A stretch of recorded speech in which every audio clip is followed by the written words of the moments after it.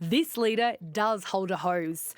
Peter Dutton attempting to wash away some coalition confusion. I want to keep our country safe and secure. Yesterday, the opposition leader was making the case for a referendum to give the government absolute power to deport criminals who are dual citizens, drawing a mixed response from colleagues.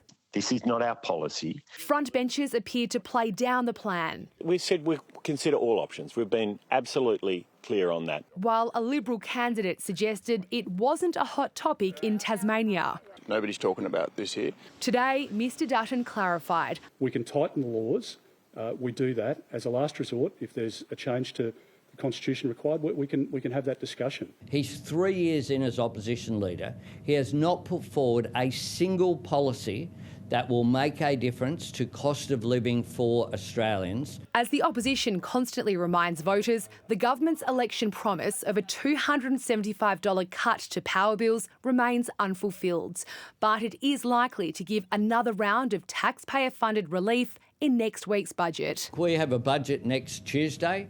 We'll always look towards what we can do in cost of living measures. Underscoring the difficulty of preparing a budget in the current climate, the government's bracing for the possibility of further trade sanctions, this time on Australian beef and medicines.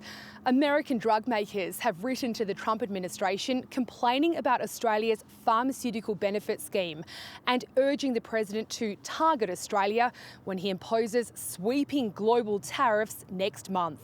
The PBS is a decades-old scheme that subsidises the cost of prescription medicines. But according to the US pharmaceutical industry, it's an egregious and discriminatory trade barrier whose damaging pricing policies are hurting American exporters. There's no way we're going to change the PBS because of advocacy of any other country. The PBS is off limits, but there are fears Australian medical exports could be in the firing line.